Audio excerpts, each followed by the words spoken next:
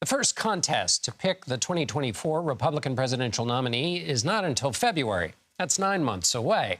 But the battle to shape the rules of those contests has already started.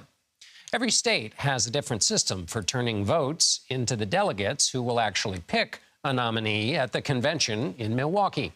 States can hold conventions, caucuses, or elections. Delegates can be allocated by proportion or in a winner-take-all system or in some combination.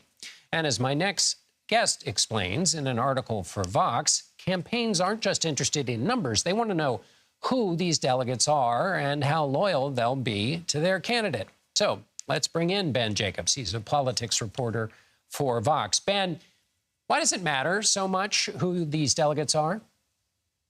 It matters so much because the delegates at the end of the day decide who the nominee is.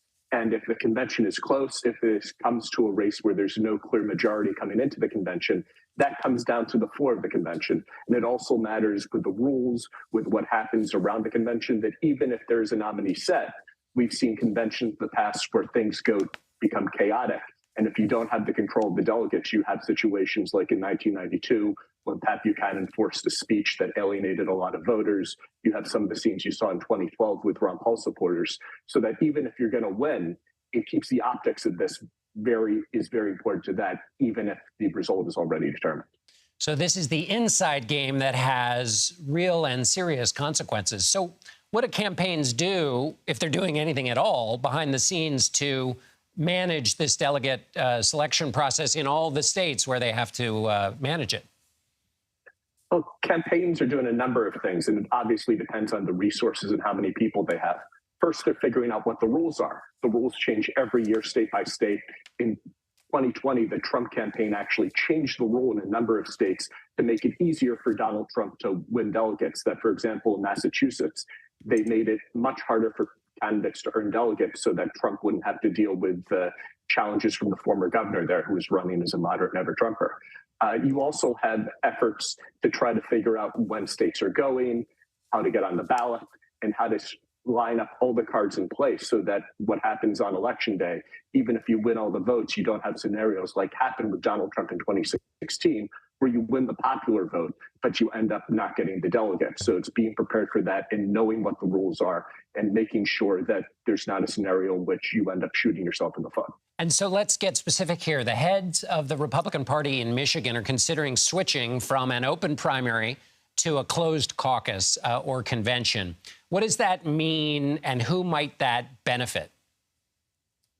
Well, what that means is that it goes from a primary where there's, on election day, all voters are able to go to a voting booth. Michigan traditionally has open primaries, to a caucus site where there's, for example, is where you have voters, registration rules vary, go to a specific place at a specific time. It's not all day. It's like what you have in Iowa, where you have to show up at 7:30 at night, and if you can't make it, tough luck.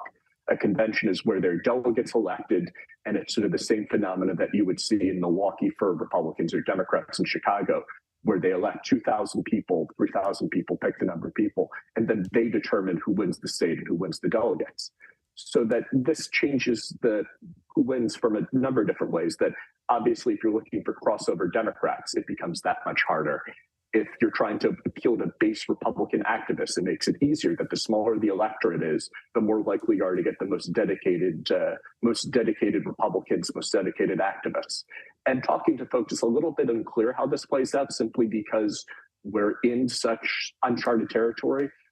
Donald Trump is both the former incumbent. He's looking very strong now. He also is facing a lot of legal trouble. And it's sort of hard to figure out whether there's any way specifically that gaming the system in this way helps him or hurts him, because he has a lot of crossover appeal and has had skepticism from base social conservatives relatively recently over his views on abortion. But he's still Donald Trump. He's still the backbone of the Republican Party, so that it becomes very hard to game this out in that level of detail. But it does change the complexion of the electorate, that if you're an Asa Hutchinson type, a primary is better for you. If you're someone running for base social conservatives, someone like Mike Pence or Tim Scott, then obviously the smaller the electorate, the more core Republican it is, the better for you. But Donald Trump is such a unique character with such varied strengths and weaknesses, it becomes a little bit more difficult to play out how this all works for him. As a general matter, and with the caveat you've already made, which is that we are in a very strange primary on the Republican side, as a general matter, though, does it still hold that the more open the process, the better it is for a kind of a John McCain kind of character, one who's not particularly pals with all the insiders in the party, but who has a big popular following across a wide group of voters, that an open primary is good for that kind of candidate, and that a caucus or a convention is good for a candidate who has tight ties within the party, and also that the people who participate in a caucus or in a convention tend to be the more ideological, the kind of the real true believers, and that tends to help a kind of more true believer candidate. That's spot on, that more ideological candidates tend to benefit from caucuses. In 2016, Ted Cruz ran the table in caucuses, whereas Trump benefited in primaries then. And that pattern is generally what holds. We've seen it on the Democrat side, where Barack Obama in 2008 benefited from caucuses. Hillary Clinton tended to benefit from primaries. And then very quickly, Ben, has anybody running in the race now got a handle on this? In other words, has staffers working every state trying to get these rules to most advantage their candidate? I mean, the candidate with the biggest advantage right now is Donald Trump, simply because he's done this twice. He's held rallies in almost every state that if you're a Republican county chair, you may not have met Donald Trump, but you've almost certainly had a Christmas card from him. The White House maintains a political operation, a political office when the president's in power, so that there have been touches through that. And you've seen this in terms of the sheer number of endorsements he has from elected officials, that there is that legacy of that most Republican elected officials, most activists have a MAGA hat. Very few of them right now have any Ron DeSantis merchandise. Right. Ben Jacobs, thanks a million for being with us.